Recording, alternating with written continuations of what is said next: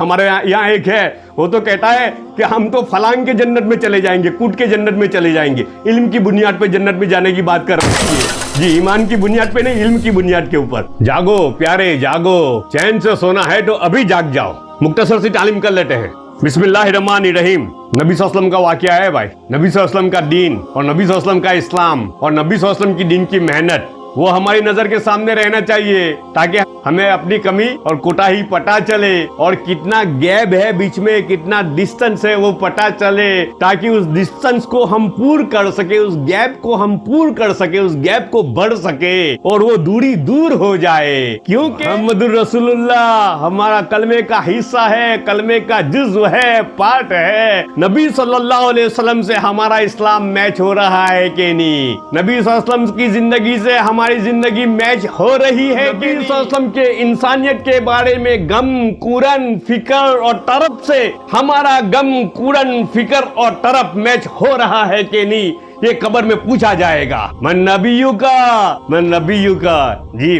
तालीम शुरू करते हैं। नबूवत मिल जाने के बाद 9 बरस तक नबी अकरम सल्लल्लाहु अलैहि वसल्लम मक्का मुकर्रमा में तबलीग फरमाते रहे और कौम की हिदायत और इस्लाह की कोशिश फरमाते रहे। लेकिन थोड़ी सी जमात के सिवा जो मुसलमान हो गई थी और थोड़े से ऐसे लोगों के अलावा जो बावजूद मुसलमान ना होने के आपकी मदद करते थे, अक्सर कुफ्फारे मक्का आपको और आपके सहाबा को हर तरह की तकलीफें पहुंचाते थे, मजाक उड़ाते थे और जो हो सकता था उससे दरगुजर न करते थे। हुजूर सल्लल्लाहु अलैहि वसल्लम के चचा अबू तालिब भी उन्हीं नेक दिल लोगों में थे जो बावजूद मुसलमान न होने के हुजूर सल्लल्लाहु अलैहि वसल्लम की हर किस्म की मदद फरमाते थे। 10वीं साल में जब अबू तालिब का भी इंतकाल हो गया तो काफिरों को और भी हर तरह खुले महार इस्लाम से रोकने और मुसलमानों को तकलीफ पहुंचाने का मौका मिला। अबू तालिब अब नहीं रहे। अबू तालिब बीच में एक आर थे। दुश्मनाने इस्लाम और रसूलुल्लाह सल्लल्लाहु अलैहि वसल्लम के बीच में एक आर थे। दुश्मनाने इस्लाम को अबू तालिब मोहम्मद रसूलुल्लाह सल्लल्लाहु अलैहि वसल्लम तक पहुंचने नहीं देते थे जी, हिफाजत कर रहे थे। अब उनका इंतकाल हो गया। हुज़ूर अक़दस सल्लल्लाहु अलैहि वसल्लम इस ख्याल से ताइफ तशरीफ ले गए कि वहाँ कबीले सफीक की बड़ी जमात है, अगर वह कबीला मुसलमान हो जाए तो मुसलमानों को इन तकलीफों से नजात मिले और दिन के फैलने की बुनियाद पड़ जाए। वहां पहुंचकर कबीला के 3 सरदारों से जो बड़े दर्जे के समझे जाते थे गुफ्तगू फरमाई और अल्लाह के दिन की तरफ बुलाया और अल्लाह के रसूल यानी अपनी मदद की तरफ मुतवज्जे किया। मगर उन लोगों ने बजाय इसके कि दिन की बात को कबूल करते या कम से कम अरब की मशहूर मेहमान नवाजी के लिहाज से एक नववारिद मेहमान की खातिर मदारत करते, साफ जवाब दे दिया और निहायत बेरुखी और बदअखलाकी से पेश आए। अरब की मेहमान नवाजी मशहूर है, वो किसी को नहीं देखते अपना है या बेगाना है, जाना है या अनजाना है, ये सब वो नहीं देखते। मेहमान नवाजी में कोई भी हो मेहमान है ना। लेकिन नबी सल्लल्लाहु अलैहि वसल्लम से तो वो मामला भी नहीं किया, वो भी नहीं, बल्कि क्या हुआ, निहायत बेरुखी और बदअखलाकी से पेश आए। उन लोगों ने यह भी गवारा न किया कि आप यहाँ कयाम फरमा ले। जिन लोगों को सरदार समझकर बात की थी, सोचा कि वह शरीफ होंगे और मुहज्जब गुफ्तगू करेंगे,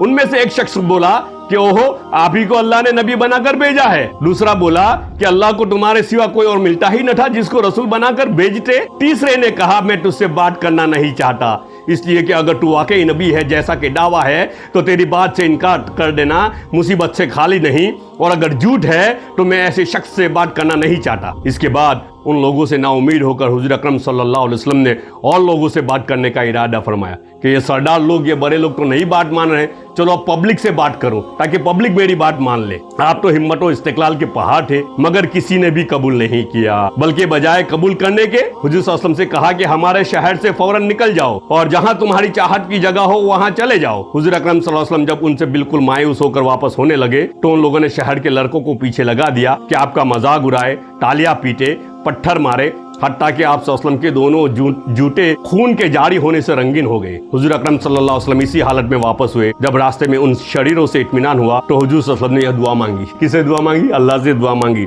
देखो दुआ का तर्जुमा पढ़ रहा हूँ। ऐ अल्लाह, तुझसे शिकायत करता हूँ मैं अपनी कमजोरी और बेकसी की और लोगों में जिल्लत और रुसवाई की। ऐ अरहमुर राहिमीन, तू ही ज़ौफ़ा का रब है और तू ही मेरा परवरदिगार है। तू मुझे किसके हवाले करता है? किसी अजनबी बेगाना की जो मुझे देखकर टुरशुरू होता है और मुंह चराता है, या कि किसी दुश्मन की जिसको तूने मुझ पर काबू दे दिया? ऐ अल्लाह, अगर तू मुझसे नाराज नहीं है तो मुझे किसी की भी परवाह नहीं है। हाय हाय हाय हाय हाय, क्या जामे दुआ है। अल्लाह अल्लाह नाराज नहीं है तो फिर किसी की परवाह नहीं है। इसे कहते हैं ईमान। दुआ आगे सुनिए। ऐ अल्लाह, अगर तू मुझसे नाराज नहीं है तो मुझे किसी की भी परवाह नहीं है। तेरी हिफाजत मुझे काफी है।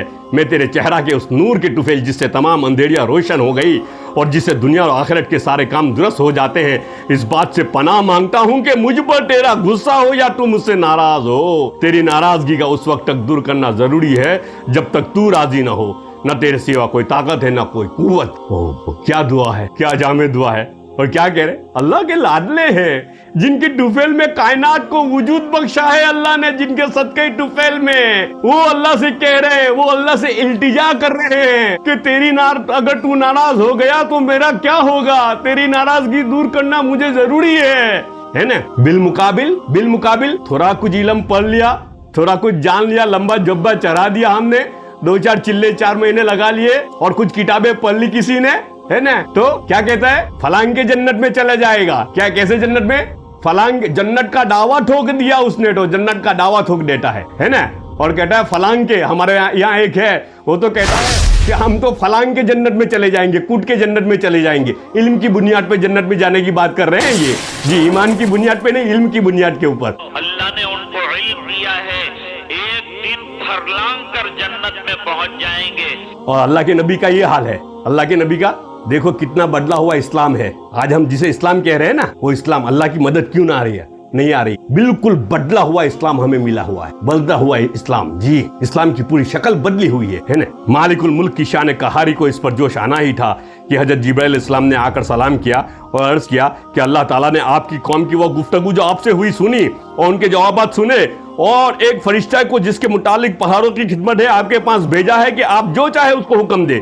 इसके बाद उस फरिश्ते ने सलाम किया और अर्ज किया कि जो इरशाद हो मैं उसकी तामील करूं। अगर इरशाद हो तो दोनों जानिब के पहाड़ों को मिला दूं जिससे ये सब दरमियान में कुचल जाए। सबको सैंडविच बना दूं, 2 पहाड़ के बीच में बस्ती थी, सबको सैंडविच बना दूं दोनों पहाड़ों को मिला के, या जो सजा आप तजवीज फरमाए। हुजूर सल्लल्लाहु अलैहि वसल्लम की रहीम करीम ज़ात ने जवाब दिया कि मैं अल्लाह से इसकी उम्मीद रखता हूँ कि अगर यह मुसलमान नहीं हुए तो उनके औलाद में से ऐसे लोग पैदा हो जो अल्लाह की परस्तिश करे और उसकी इबादत करे। यह है अखलाक उस करीम ज़ात के जिसके हम लोग नाम लेवा हैं। और हम जरा सी तकलीफ से, किसी की मामूली सी गाली दे देने से ऐसे भड़क जाते हैं कि फिर उम्र भर उसका बदला नहीं उतरता। जुल्म पर जुल्म उस पर करते रहते हैं और दावा करते हैं अपने मोहम्मदी होने का, नबी के पेरू बनने का। नबी अकरम सल्लल्लाहु अलैहि वसल्लम इतनी सख्त तकलीफ और मशक्कत उठाने के बावजूद न बद्दुआ फरमाते हैं न कोई बदला लेते हैं। नबी सल्लल्लाहु अलैहि वसल्लम का इस्लाम है ये, नबी सल्लल्लाहु अलैहि वसल्लम का दीन है ये, है ना। अल्लाह करे वो इस्लाम हमें समझ में आ जाए ताकि हमारी बेहाली, हमारी बदहाली खुशहाली में तब्दील हो जाए। इसके लिए जरूरी है उस दीन की तरफ अपने रुख को करना, नबी सल्लल्लाहु अलैहि वसल्लम की जिंदगी की तरफ अपने रुख को करना, सहाबाओं की जिंदगी की तरफ अपने रुख को करना जी, कि उन्होंने क्या किया बस हम तो वो करेंगे, इंशाअल्लाह काम बन जाएगा, काम बन जाएगा। अल्लाह पाक हम सबको कहने सुनने से ज्यादा अमल की तौफीक अता फरमाए।